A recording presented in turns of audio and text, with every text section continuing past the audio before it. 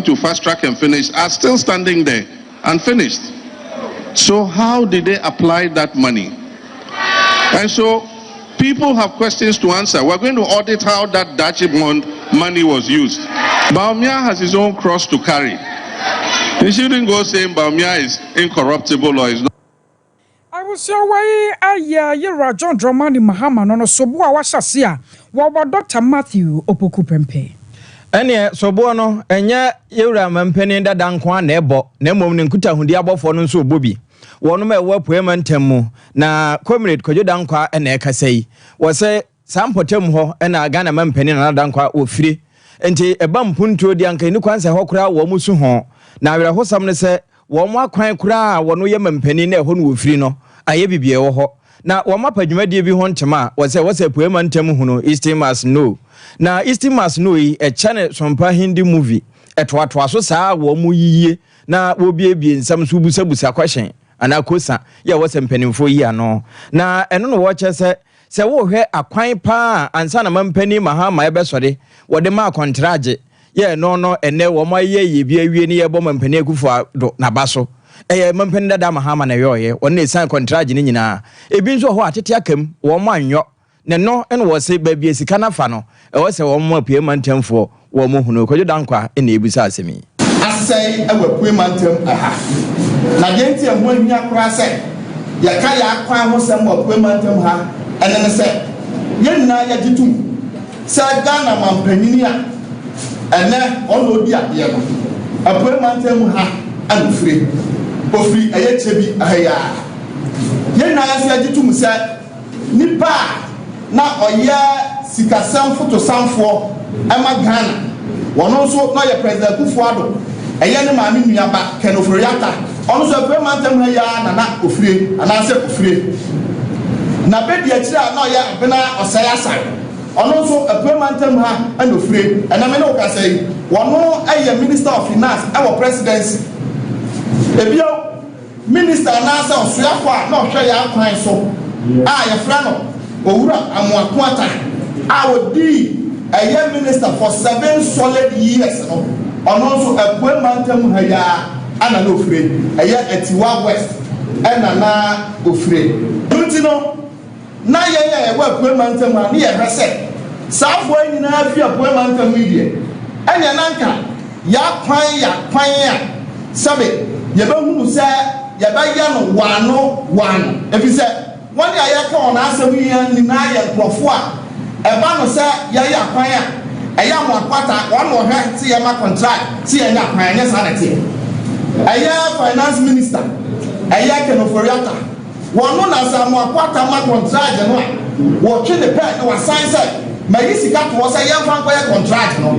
no man panini na mu no so ana wo ye the ono no oye opemu no obeka se aha na bifre entimu me yanhwa na yanya eye eho akwan eti na mu ahia se ewo se ye ka eye apuema ntam akwan eho ensa na wo mpanifo abugu damu ya omu ni na afi apuema ntam na ye hwezanka apuema ntam akwan ebekọ yiye no ni na ati no apuema ntam akwan sabe apro atete apransam mon senjafo mo yini sani apuema ntam akwan sabe apro atete apransam Comrade Kojo dankwa wono na akọ apuema ntam a kine yamanyoku no oye nkuta hundie bofo na atese na wokasa na kwabrenya akwa hye ne kiki na wote ase ebie no Ghana Union Movement by Ayora Christian Kwabena Andrews. Papa anso dia to jasa ya no nwa pa. Sa kane mampanyi Yera John Dramani Mahama. Ene wa no sa shrabafo sa so pese okasa na Ghana fo tena se agine die na fi wato aba adema no. Na wo bisasa so. Enye John Dramani Mahama kro no wa ne mre bi atwam wo no wote akonya sa mampanyi na. Wabaka sa Ghana fo ayekosua mu kohyehyade no sabe mpadiasa ye lake de frane skills enti nipa no hyeade a no awie a saba yi a wode sa nimde no ba yi adwuma no na akwa den de ama no anyambia anya no ana na aye no nwanwa se nei wɔpɛ ɔde dwan nwoma kata ne ho na wɔsan so kasa ma Ghanafoɔ gye ne di sa sɛ wɔyɛ soro abɔfoɔ ne so bi ma da na ba wɔba yi wɔba ba sesa nneɛma mu ne adeɛ a wɔse wɔsrɛ Ghanafoɔ afia bato a ɛbɛtɔ obi ama ne nna ɔpa sasa bio samansama yɛ wɔsama ne tamfo nsuo na wɔhwɛ sɛ abatoɔ no mu no yɛbɛtɔ ma nipa wɔsɛ fata deɛ wɔdi mu sɛ wɔno Christian Kwabena Andrews no sɛne yɛbɛn no ɔbɛsakra nneɛma mu sansa deɛ Ewura John Dramani Mahama kan deɛ ne ho agyiri ne nie. In the way of NDC and MPP, the way that they are treating the education in this country, where they do the book, the reading, chewing and pour matter. We don't need that. We just want education in the practical form,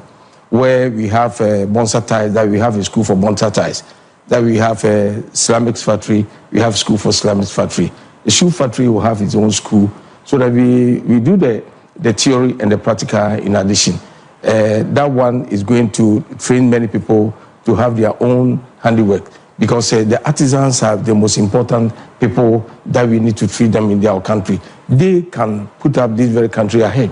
But if we keep on taking people who are going to do marketing, who's going to do this and this, and it's not going to bring anything to the country. As even the Mama himself said, the graduates who don't have work to do at this very moment because they don't have the skill that we need in our country. That's what he said when he was in power.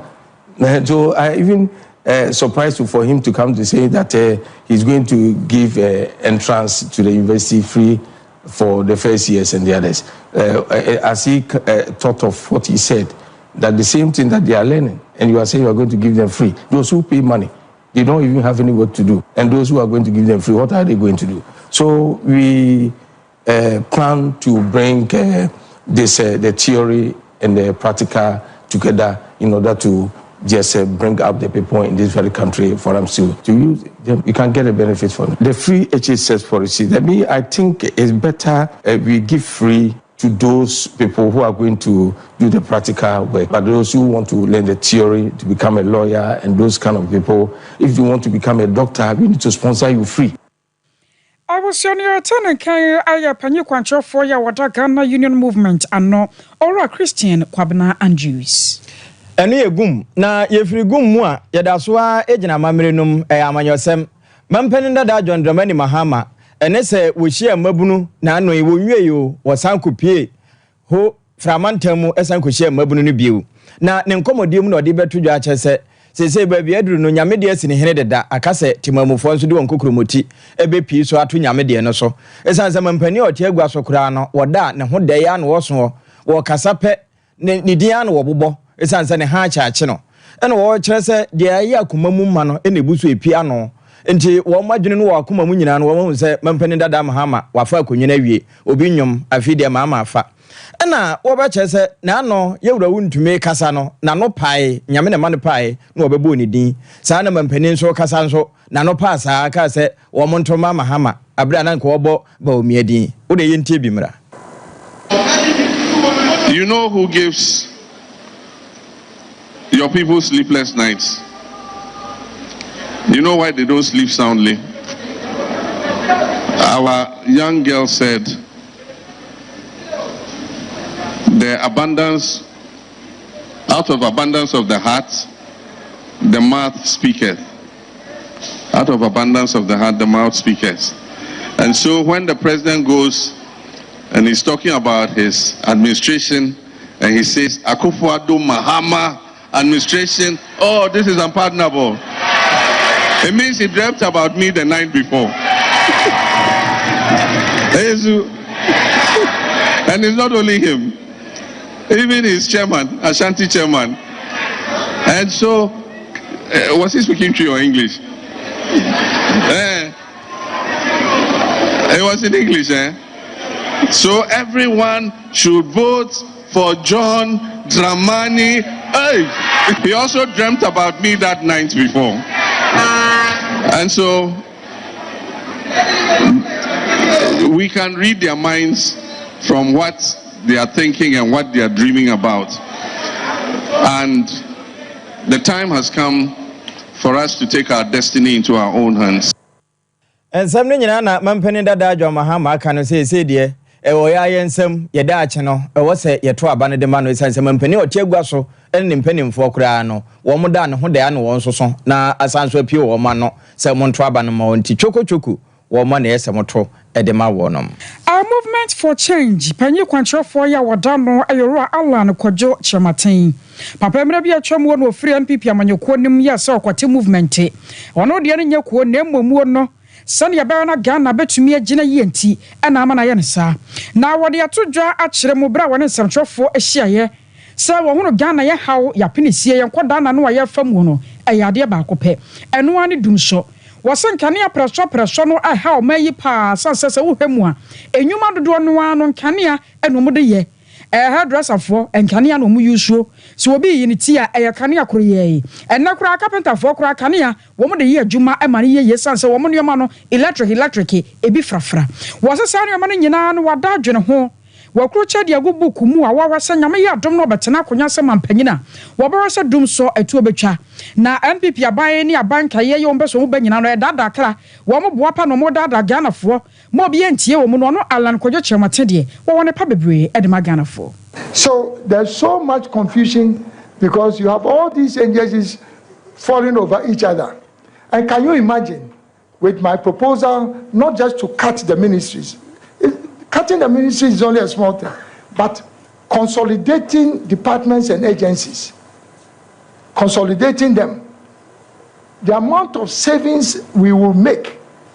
alone just from consolidating departments and agencies will pay for our IMF, what we need to pay for our creditors. So I feel that the proposals I've made with doing so, it is very clear. Put the private sector in charge of our energy sector, and most of these problems will be resolved. Put the private sector in charge. If you go to the US, maybe Pennsylvania has a power company and they do generation distribution. You go to California, they have, it's all private sector. If you bring private sector involvement into this, the dynamics will change. Efficiency, capital. Because why is it that we have all these intermittent power outages? Because of lack of investments in our transmission infrastructure. Government does not have the money. It will never have the money to rebuild our infrastructure. The only way is to bring in the private sector. They'll put in more money, they'll bring in the efficiency, and then you regulate how much they can take. Asa ankronkro bi ba na won baba so ma Ghana nyina mahoɔden ni mu a ebetumi aboa pa amma yankane na gina so na dum so atu atwawe aya panye kwanchofo ya movement for change wadano yero Alan Kwadwo Chematen. Ene yefire no so a yenwura ngomasuam titiri wono ma identity ema ya kyerɛkyerɛfo colleges of education a kyerɛkyerɛfo me kyerɛ CETAG for strike mu na wo mo se ba bi ogina na ogina na wo mo ka kyerɛ aban se eyo amoa na asabi wo mo kɔ adidi no wo mo ma ya yensa nka foforo ngum na de ntia wo mo ka we ni se kanafe adekure ya wo mo yoyi aban hyɛda dɔdɔ wo mo a se wo de mo nkɔ metua wo mo kɔ wie no besi nɛ se nɛ na aban na adwene beba ne mu ama wasan aba betua de a ekɔ wie kura no National Labour Commission so be ka se wo mo strike wo makɔ no etia mra na ebinom so se wo mo nkɔ adwuma de ne wakatua ye mfa ma won ene ho ade ene na ama wo ma yeyiri na wo mo ka ne prenye premfa ya yewura Prince Obinhima na afi yewura Thomas Ampoma mo etena ase no wo kyerɛ se wo mo gyaagya wo ho a sabi asa kotoma me hwe to agro na aban ne wo mo die enti se wo mo ka ne prenye premfa sa nya de wo mo kɔ nne akɔkyena enkosi se wo mo ntinkamu ahodo no aban ebe pusu no ho aye bibi se wo tua na mum wo sha se ne wo mu sampa wo tua de a wono bɛkɔ ne no na ewie no enwomasuya be de kyerɛ so afo yewura ntimfadwo reverend one de sofo na wo bɛhyerɛ sɛ okura ne nsɛm akura ni akyekyedie ni wo pa akyekyerɛfo ne kyɛw wo mo nkonkɔ kyerɛ ade na sesei admission sɛ yefa ana yemfa na ye bibie wo hɔ wono mo nso kura nka wo bɛkɔ teaching practice a wo kɔ handan e wo amanfo empotamu wɔn da no koraa asoa ne sa sɛ wɔham bi aka ho anaasɛ sɛn ɛba ne saa sɛ bi ɛte sɛ fidie ɛyi aboa emi aboa no na aboa nso emi asase. That needs to be done to resolve the strike situation with CETAG members is underway. In fact, members of CETAG are some of the very important stakeholders we have in our education system. They are the ones who train our teachers, and therefore they play a key role. We accord them utmost importance, and so we don't treat their matters lightly at all. We've had series of engagements. The strike has been protracted. However, we shall not relent in engaging the leadership of CETAG further until a resolution is reached. A resolution that will be acceptable to both parties and make them happy to come back to the classroom. But we are appealing. We will continue to appeal to CETAG members to come back to the classroom and offer their services. Their services are most essential. So we appeal with them. The ones we engage in them, they must return. We have further engaged Prinkov and they have indicated their commitment to ensuring that any distortions that may have occasioned in the academic calendar, they would partner us, and we're going to together find a way to straighten things up. And so we appeal to members of CETAG and the leadership of CETAG that their concerns, we are discussions with their leadership. They should come back and certainly an amicable resolution will be reached. Honorable Sofo John Tim Fojo na wakasa na so CETAG mpanimfo bia no won so kasa we de o mate abre de de chen we kura no o maka kire won pen enso ankwankosi aga. I was sorry, call and some for mu. Now, some for shame dear be a coso another dear ye. Australia, sure my Ghanaian sasse and your body of bresso. Ya, you are Samuel Abujana poor a dear moon of France and Trofua. Now I know one more ekasa. Australia, chamo, sir, woman, I'm now one more tear. Sir, the pebinum do mudi to Adamoni, sir, I. Australia and I'm as I see at on ton, a bine and sasse, a banaja padia, at the mamma, one more honey at your day. Now one more car. No more sudria asa can pay say. San some one and no. Emu be and one more ayano cray. And I know one quartia. One more chum say judicial service. One more bungalows be our cantonment. One more quaquaton. Diama private developer beer. And no crown pono crown one but to me I can say and yam NPP are buying Yaman penny na draw at ya kunyashwe and a ton sasa no anasa bungalows no. Now one more canon the actual gun of one na. Send the pabinum na buapa. Epese wo mutu mfutro de Ghana fo ani ese ne baya NPP aban ho baya won ma hipoto na afia boto ebeto no won ma to de atia wo munti eno moboa pa wo mo edisi adwumai. These are allegations. Again, there are allegations that this government has sold some bungalows belonging to the judicial service in cantonments to a private developer. These bungalows in question were, however, sold as far back as 13th July 2015 to a company named Frames Oil Company Limited, following an approval granted by the then Minister for Lands and Natural Resources, Honorable Ni Osa Mills, on 2nd June 2015. Is it therefore not surprising, ladies and gentlemen, that the very people who supervise the sale of this property to Frames Oil Company Limited will turn around and accuse the Akufo-Addo government of state capture for the Du Bois Center? As we have explained in the press release of 16 July 2024, the Lands Commission, the manager of public lands and the repository of records of land transactions, has no pending application for the transfer of this land. For the avoidance of doubt, the land in question, as we speak, remains in the name of the Du Bois Center. That land has not been sold. Ladies and gentlemen, the above examples clearly shows that the allegations of state capture and the narrative that this government is indiscriminately selling public lands are all palpably false, without merit, and obviously actuated by political considerations given the heated political season we find ourselves. Indeed, the evidence shows that the Akufo-Addo government has been meticulous in protecting public lands in the public interest. On 17th August 2021, with the approval of the President of the Republic, a policy directive was issued to the Lands Commission, pursuant to Article 2582 of the National Constitution,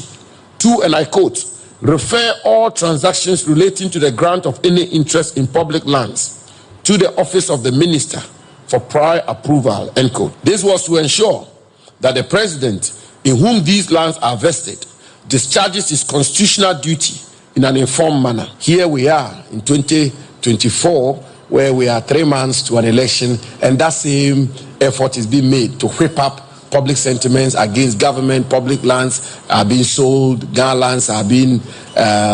stolen and grabbed and looted. All of them are false, as you can tell. And as I say, I throw the challenge that anybody can step forward to tell me that, Mr. Minister, this Ghana land is being sold, this particular land has been taken, this appointee has been allocated this land. At least since I'm the minister, I can put my hand in fire that nobody can bring any evidence to prove that.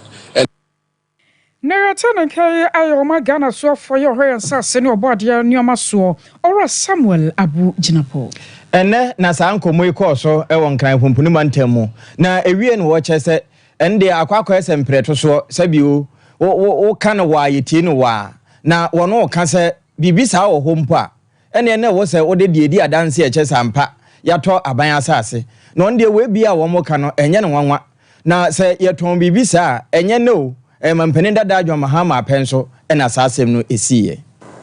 The rule of the game is evidence. I mean, if anybody has evidence that a public appointee has bought public land and is done so in a manner that offends the code of ethics of public officers, and that the person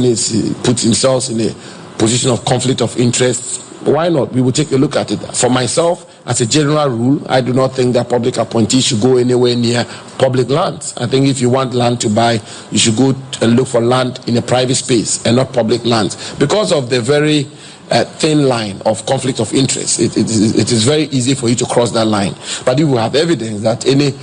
public appointees bought land and is done so inappropriately, we will be happy to look into that. Wrongly, or we think that the grant is fraught with fraud or impropriety or whatever, why not? We will take steps to retrieve them. But always remember, when it comes to land transaction, they are steeped in law. So when you go, you have a lease, which is a contract inter parties, and is governed by law. It is not that straightforward to be able to cancel a lease or withdraw a lease. But if there's a need for it, we will take those steps. I can give you that assurance. There's a question about selling public lands to public appointees. I know you're so for where you inquire and say, near Goodia, who do a woman who sends Samuel Abu Jinapo. Ghana Health Service Adjumakono and Aboman ye. One much Ramosa, a bibremo mamma would drop us a dunum so honamoa. Yadia can a same monkeypox sebusia a unity pa. Ya sunny ACBD yano and ye asimkuma. Some monkeypox ya can want some we. Now who sworn this send ye citiano ayaqua a chicken personal. Now when a diano any no shokakra. A face a quabase a be a goo with yanuani and now honamwania. To me, my who to me as a she. Now, so John Babia and yet now what shall I what do a word do won't me young or any dear caca home. Salva per anna a tear. Now, one much almost sir and nay cases I would do. World Health Organization, Ababaka 1 month sir. Now, Ghana Health Service and so Abba woman, you know, a year 2030. I am Pimia no and ne addressa. And I'm so soon to know any pama could do me and sa 13. And I'm so at an anam I want Seattle. A fee kwa. Ya aquaquia arahosem. Was say Uganda minimu. Kenya any Rwanda minimu. Sa monkeypox ya dear e dinya. E hab jenny. Ya just say obetmiaka say. A fra pimpim near Dionai a fia ye womu ye. Go up him July busuminimu on a free January bepem July no. Ya diana son yesibia unity. Ewa mama ya who dray be so. Na edinya ekum nipa ha dwene no akwakwa no wonsa ya de yombesere se Ghana de hye anya hweye na ahwemo kire se emoa ye kana se enoi monkey wo mo so ne nya sa ya de woi edi free ya Ghana fo nya hweye papa titiri no wodmo a enumude edi wom kwakwa wie bia ya eti se yi Awapanyeka sia ya Central Function Mudie wakasa wasia aye Director of Public Health at the Ghana Health Service Adjumakono Dr. Franklin Asiedu Bakwen and na wada Ghana 14 komocha senya hweye titiru enamo ayahwe mojanamo no yanya hweye papa sanse yade mo wa yi ne tie no ano edi wo wiase almost 13,000 cases. So Africa CDC actually called an emergency meeting to discuss situation among member states about how to avoid a very big outbreak. So there's even an intention to declare it as a public health emergency when transfer in the region. Because, monkeypox, or what you call now mpox, can cross borders. So that meeting has been held, and the idea is for member states to reactivate their action plans about how to support. And Africa CDC in particular has earmarked about over $10 billion. Abusiano Chasano no Dr. Franklin Esietu Bakwe and Nayatesa watch yade ni mu no yade ni bi ane yade to so no no na ne hwehwe kakra te say chicken pox yade no nti ombasra Ghana fo won mo anum da ye wo mo de bebrebe no ene wo kwakoto na mo wan wa ya hwe yi sanse sa monkey pox yade ayiniti ene na ewoso obi ama nani da ho esanse we ene nam ayesem franama ebetimi afọ obi ahụ ama yeye ene yeda so a egina nsenu mu no nsia brem kase ebo no mu a na no na Ghana mampani kutawansa da toso da duasa ba akon opa adwumade bi ho ntoma no wato ne din se drip na saa drip yi no enu mu na omo de excavators nom kai mu ntoma ayese ene nantwi etimi etu amna na esan kataso ne yedidwi kwan nom wode kokoma asambira hodo na no na yewura Isaka Monkote wono wa ben pa e wa paapa mamu ne nkurunkuma mpuntu so wode tudwa kire se sabio asambira bi wo ho a kai na yede kwa kosi wo no wochima kura wo beda ho no na nka wo budget ho afi common fund na e was aban de ma wo mo ye wo mo nnwuma na obi a de ne ho behenha no wode beye no na esei aban de ne nsa bom na wode atoto saa kaase de akwa akoma wo mo baby de kura kwa beye bosom se si hwe ni sikampom de bato diesel agum no aye bibia wo ho eba ne saa wone timamufo no eni ne yie bia finally beye anamo de bia no e be dey budget line and say all your budget towards a project now so koti kwan bi now social media bi na all the badani say ututu anoma ho now they need the chair na amana very very suspicious and the time the purchase the crown na ayi bibi e wo Tete me kasa ni se o se budget 24 budget na da bi enu a ya chote ye ko 20 e dia district assemblies so mo de aye kwai the district assemblies na kasa ye yi kwai yo ni atu yo mi se enki e wo ni o mo ye kwai ye road and highways e ye kwai o mo budget ni kwa ba di tie bi e mo mutimi ye in a year as a district o bi o no bi ta se fika ben no mo betimi di aye adwuma no o se constitution na ko na ye bi adwuma na o say 5 or more percent how much another of the total national revenue. Central government, especially under Nadino, the amount of digital assembly. Now, say Parliament actually say Parliament administrator and the formula na almost should be a teacher. Now, administrator not teaching formula no better teaching what teaching formula say only about 40% of district assemblies in Ghana. Here banko ye project executive project there 3-4 years we only say only court the child of many Russia and yankasa yet ye be almost liter so common fund in them emi yako yibi and ye ko to san video na ya sign agreement you be to make in the next 3-4 years. Now, I think because district assemblies say only a curriculum municipal and Subin or Swami and Krana and then almost teaching a metro. I think almost teaching metro because some district assembly or what I say or be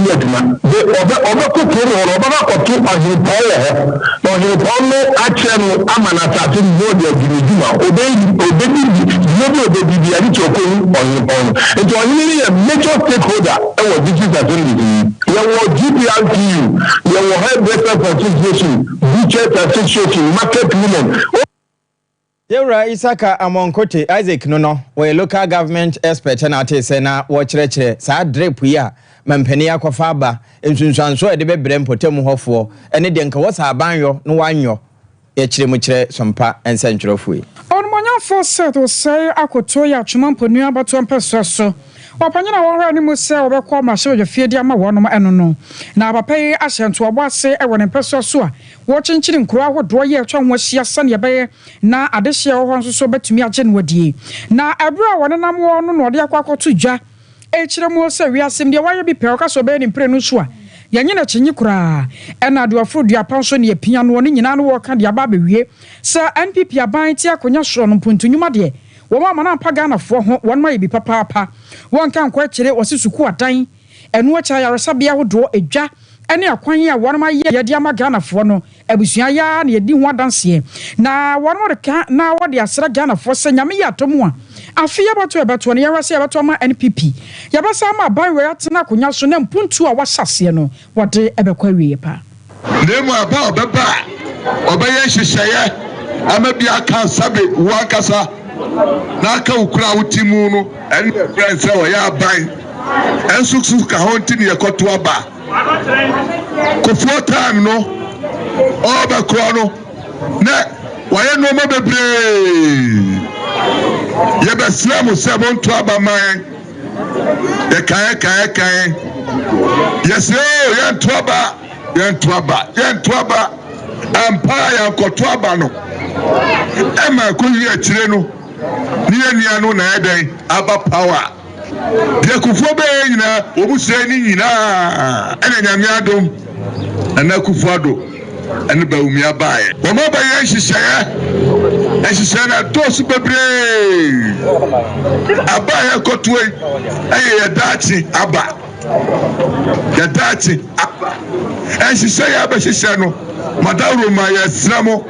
monto aba mfama yɛwura bawumia ɛne mea ne gyina ha yi yɛntimi nka yɛtiri mmom na ɛkɔhyia hɔ a yɛtumi apere nnoɔma na abura na wɔbɔntoɔ na wɔne arehyɛ no mu hyia no wɔne Council of Elders ɛne party mpanyinfo bi ɛna ɛbɔ anan a na wɔn mo kɔ konkuronkuro ahodoɔ atwa ne mpɛso aso ahyia ɛnam so mo monyafo Collins Adae wɔyɛ atwemamponu constituency NPP chairman wɔn nso kan kakra fa ho die ama yesuso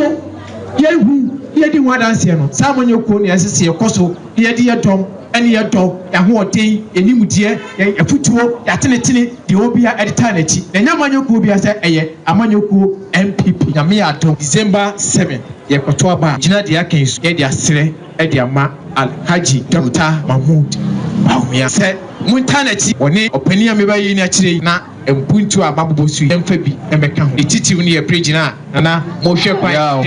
yɛkɔto aba no ɔno ma zekesi ama yɛdi nkan wɔ sɛ wɔda mu nyinaa ma se wɔna mata n'akyi mfie aduonu akwantuo nsa deɛ keka nyinaa ɛyɛ na pɛn so a sɛ wɔnka ho a na ɛyɛyie sɛ sɛ wɔda ma se na wasan aserɛ sɛ ne nua pani a mebayi ni akyire ɔdɔ afutuo atenetene empire a modi tanechi ma woni modi tena mfie tonu yi monye ne kese so mfanta nachi ano chi no na assembly member yo wo kotokuo mo ne monyafo Osman Kwame Adamu woni ade hye bi no mo enso de kakra to so na de tu ne mi se ehia mo yenu miensa bi the first one here bridge no on se ada tu ne mo se ye mo mpai wa beboae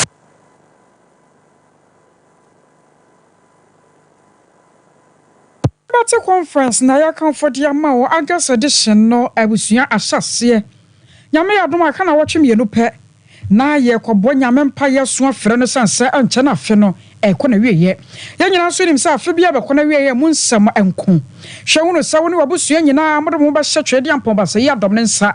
na wadi no ya candle dio ya so candle no wankasa ne ya boso mpaye aka ehia asem de aguso wo man no ya odubo ache won ne dia ne mu na afei owura kofi prempe anasa pepra ya owura kwako jasi ne minister kwam jedu wo nyina ba bia beto nwoma hunwom entinare de nyame ho ene ne ho sra ebe sore pa 31st August 20 ya no wa hye ne so anopa no nsia ne ya hyase akopema wiadu mienu Jubilee Park Kumase ana sajumedie yi ebekɔ sofa ho gym ne bɛbɔ utwedi ampon empaye mizo ana 5G drink ye kan fodi ama ose ɛyɛ no de ada no de kɔ ase ɛbɛboa wo paa wo bɔ mpae na wo twe kakra na wo nom kakra na ɛboa wo na wapɔmuden na gyina yɛ kwaba saa no wo nte so wabrɛ mezo de ahodi wom 5G so boa wo bi a wo yɛ adwumaden wo hia 5G sɛ wo de ɛbɛdwodwo kra 0246 270-221 0246-270-221 ɛne sɛ wo sɛ wɔto asentini na twetwen ɛbaa ɛbɛsi wo nanti a ɛno nyɛ mpaebɔ Fakoma 21st clinic sciatica ene ebe opunu no wo munye ho adwuma ma wo e Charles scan na ya wi aye lab ye hu ya de kro ba bia hunta na fe ya wo madura ebetu ase we ya mekan massage nyina ye eposa ma moja adeda nyina nane ye wotachiman ye obrekum go so enkransa ene ba bia ankrabata na burudunum Kumase afa radio nchen ho ahia overseas enansa ebekan manager Daniel ne dom ewo ho ebo adwuma sesi wɔn wɔ Europe dada ya wɔn yɛ sciatica ho adwuma na mmom express group for ene ma okokoduru hɔ ntem nti wopɛ sɛ otu kwan na okoduru ama no ne sɛ okosua ade okɔ nsrahwɛ ana wokɔpɛ adwuma yɛ no ma express group for nyɛ wo ho adwuma na ovesa obibia onsanka ne ntem emfa ho ne manko apɛ sɛ okɔ so wɔn ne nim aburokyire kwan na ɛho nkrata 0552 827 787 ofre ho a ye no bekasa aburokyire yemfa koko wo so ye be refute visa sesia na mom unonom 3 herbal center for 3 cool capsules ne bi memene na yiyi dia fifiri wo wede nani de wo mojam nyina tugu na sabio de betimi afifiri wo to no amabio a ene na wodam ba bia ni ho a ye do fa enye yie ene ntihye no nso usisi ye o ya koko betimi abasa wani so wisi ana ukonkwan umiri mo 0546 107 107 wo madam nti ye na ye hutia wamra ne ye ba ye be wura pomuden mo ne mmea hodo aka ye de mo nsem be ma wo 21st clinic a sciatica expert sciatica no o nerves na wo to ase na fa wo siremu na fa wo nansia besi ase ho no se ho techema eno ene fa ne sciatica na etimi bubu o to ase ka wo se dwe wo sirem wo je ho ba bia enye na no na 21st clinic ba ya adwuma pa wo mu yenti abaso bo ma gye no Ghana ha ene amono ne enya asem ketewa Womuji international awards ahodo womuji local awards ahodo na anu nso na womu be the only sciatica research and treatment center in Africa bibrim ha no ebi ni baabi a gise 21st clinic nkwa womu de bibiduro ene besa oyare no masa de machine aka ho eyayare sabia yare bia wutimi de ko ne mama ade ba ko a womu gidi womu pa no sciatica ena stroke nso de kwa diabetes ne hypertension ne ade Ghana ha baabi a womu ho 0540 311 311 0540 311 311 That's a 21st clinic. Woman is sciatica expert.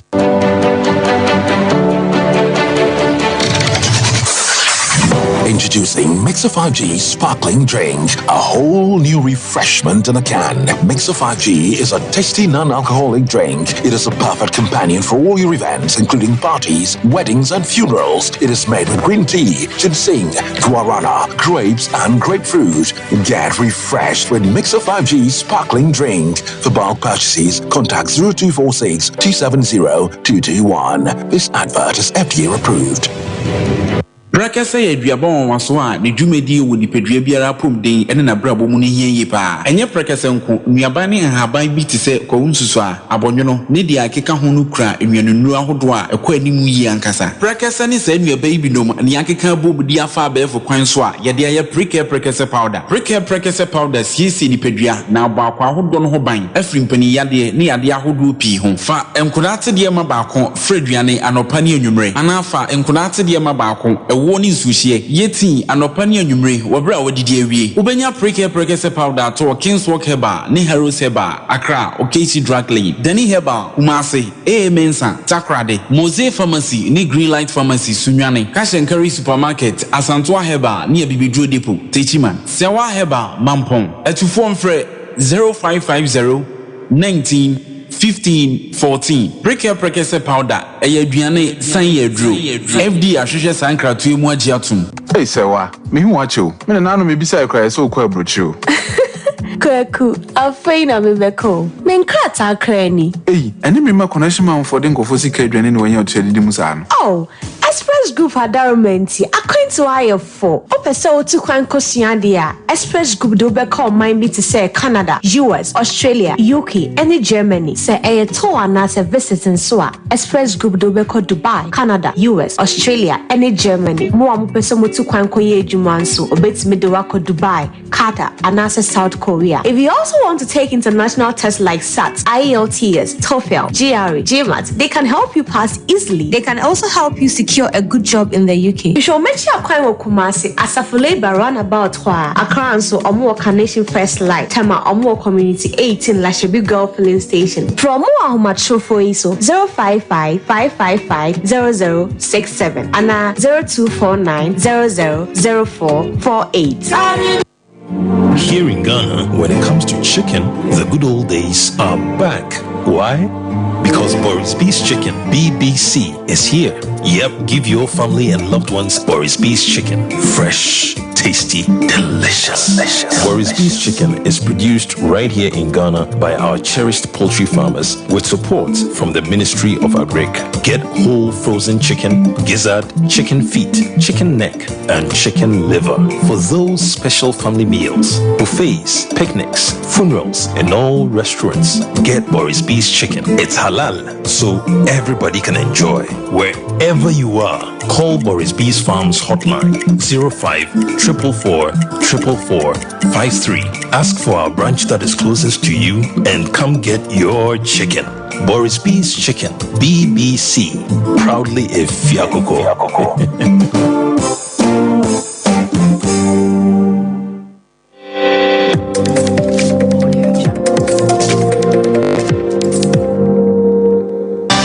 TV Emma Aketiapa. Emma Aketiapa ampa yamo akwaba yasanso da wase se watwen ye entema memfa nkwa hafomantanum na we apomuden ho nsem ofa ba bi ti se subi nso a ne nyina ewo tano South Abato mpesua no so sada ena dwomo eno nso eka ho bi na maame beta basana wono ena ye midwife a wo subi nso chef compound ho eno wose no kwasem ni wo mu hiamwa ye wo se adasa wono ma bibi wo nsem no ka bi nso ebam ebeboa won eyeye esanse ba bi a wono mo agi awo no ehwa na wo mo je mema nso to etubo nse kwabra na da ho a ye bonu nsuo na ye je oba wo na nani tetetete saa enti wo mbesre se empanimfo enye wo mo mwa na wei ye wurankati ade kokoche wo mo na da se bi mra biu ajanka kasa ma me betade eno nso so ye awo ha enso ade a wodi betie ahu se akola na oda ne mami yemu ohome a ye ni bi ana ye san kan tie ni age papa obi so ba ha na ye pese ye hu se o si chire yale o pressure ye intimi eneso ya saka sa machine aye de benku se obi wa si chire yale a obi wa pressure ye betimi ahu ahwe nipa ne ewo ha se a onko akesie mu ti eya de a ebeboa ye pa ewo ye chip compound ni afeso ye shedi ye sinu aye nwie ye mo be boaye ama ye wie mo abreye doors aye de be hihye any windows ya dia yemi asopa we parliamentary candidate NDC ya won potem ho owura cha sakwasi asiedu ene de sa ne mai koma wo mo ni aso wo san so asre de wo mo enne na wie na nso ho Jomo chip compound nso maami a woda no maami kire ma comfort nso e de bi eto aso mupa de kan share da ye be ye weyin ene me be boa ye nsesia ene monimu ya ehia immediately buy polytank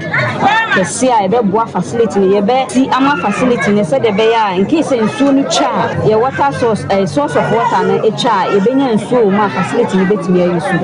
eno nso ehia pa seriously so chama ye ni nsuo aye wo tank akese kakra wo wa ye filling nsuo egum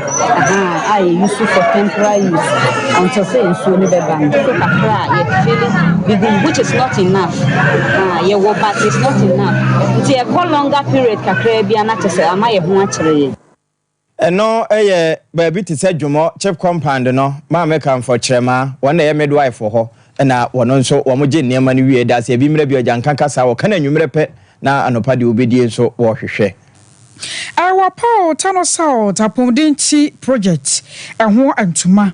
we are NDC parliamentary candidate here Tano South about to person so Ora Charles kwasi asiedu and di se adwumai na wakyerasa sane be apomdi mu nsam ebetumi akoye na nneoma ba ko mienu bi ade hye mu hia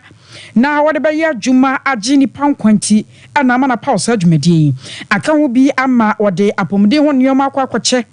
aya ayarosabia sonko ye won empeso so ama wakyere se wono wasene bo papa sanse apomdi mu nsam de ya won nyina na na koma so se oba obeye bi ade aboa nti na yi a nyame ya dom no opeso oba be ye mra hye dwani e Tano South no ade hye no ye ho no mu pia no sane ye be na ni so ade hu no ebetumi aba mu ade ama ne manfo esanse sebe ninye MP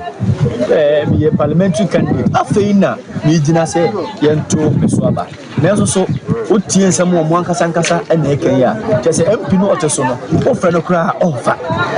unya frɛ no ba ko na so ofa na so hu number no a block you enti omo sɔre so a omo nya ba bia anko a na kese miame ho enom besan aba enti so otie ni kasa no a osi be obia ni ho ba be ya ma ye ade se chance si bi wa na ye de betu enti be so matina supam nyankopon ya adu amekwe meboaboa me kakra na de metumi aye se de ye se de bua nipa nko da setena mu de meso mehwe de me dem de to manu ne mo se me ba no me de doors ne ma kakra ba ye de ba be start ye wie ni windows no a tiles ene wire ne ma aka so na me ya adu be ni nyina aka ma na ya pene ma so abegum ye timi de ahwe ye nua mo so ha omo eya omo ntimi mfaka enko akese mu no omo so de wa akese mu nyina no etime na bi wo ha e betimi de ahwe ho sabi so pese udi ni pa ni mu a abise ogu ni pa ne ha enunti ye ma den se otufonya Chino mabuno ya ewo subro so wan mo panyi pa odi won mani mu won so akasa kakra edna de hyede etu panyi enim nye party sam na ye anti there yesi ye won krofo bebra o ma beboa cement ni anwea bebra o ma beboa ye party for na na beboa ye na ye ya hwe ye kuro ba bi ayete esan say ye Ghana ni subruso ye wa sesi aye ka se toilet ni ha bibia asay okuro ma no aha na ye te se bibia kosi ya MPP na NDC nti ya me da se o kasa no o ka bibi se nyi sa ne party sam no nye den ento ncha ne ye hwe de obetimi aboa ma kuro na atu pon yesu ye mabu no ye okuro ma ye ha se ye kuro be people esan say ye ntu kwan ko ba bia enkan ko ka se enkan ye fe kuma se efe wa ba bia ye da enye ti ba bia ye ti ne yesu ye ni abre se ye ba hwe se ba bia ye ti no aha so be ye kama ne yesu ye ni age na matena ye tena ha no ayeyi esan say afo a ye wu nyina na ye mari nyina be ko school ha ye mari nyina e betena anyine na se ye kura ye tim no se ya mo ho ban ama na nko nkan a ene na ye ma no ebedu ba bi ne be ka se bia ye ma no nye na ya toa ansam no esu ene yen konfinfini mantamu esikuma odobem brakwa abato empesua no so ehona yewura Emmanuel Nkroma woye nasefo wo mo pani mekire National Association of Private Schools na we no na wo mo ye graduation e wo school ba komu e na papa ye kokasa ho eno no wode adesrede to aban ani mu se ye hwe ankorankore school na wo mo bo ho modern pa chichiru ni sikato ni tuemu wo no mu tua bi de ma aban ne de bo ne ho bra nanso e kama ye se wo ye sensensen na o mayin tafrewa na wo cheche ama asoso a ya na wo hwe aban school no nko a registration fee kura na aban school nko a de ne wotua na ankorankorafo ya e de no abowo mo ho na wo srada se de ya na eyema benkum no nifanso eyema ne bi ye hwe wo no mu a private schools ya tete e wo mayin mu a edoso pa wo mo a na ewurawura nyuma ahodo mu enti aban no wonwere ho mienu na ankorankore school so wonko wo mo a na yetimanyi mu be ye dituma ye dia boa Ghana na Ghana ya ne ntampefua ye bo ye ho modern bia da ye butuma ye bibia eboboa ankranko school ntinka ye de no na nka ban so ye na family Moni na be ya dwene say ye mo friend po se wo bo school we do HS wo bo school na wo hu ne eko aban ni school abofra bi e ni otua eye registration fee but eba eko ankrankru school owufu bi atua ne ba ni registration ye hu ne eyo how kese na esan ye nsisi e de ma ankrankru school ba mo chew samu amuni bet ma ni ana mamba pa se edi dwuma bi ana bie company bi a ewo de etua want to wa tax na de bua na Ghana koso ye ni na nasia ebeba abeji internal service obeba GRA obeba wa ba abeji eno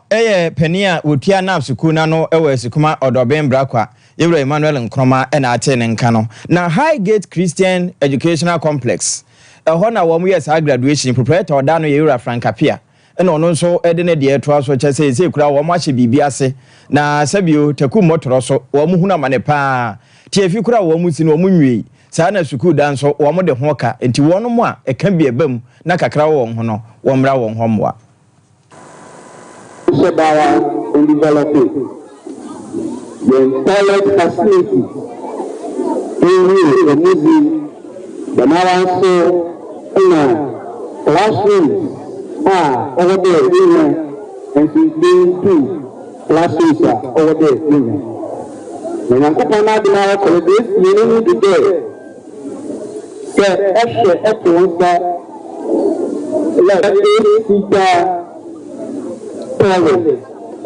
WC toilet, where kitchen and chicken. At the same time, we want to point out now, next academic year, we put the 3 classes toilet building. I think, having our and there, we can go there. Now, not go out of the na atese na ayefe wangu wabako na yebi bia yebi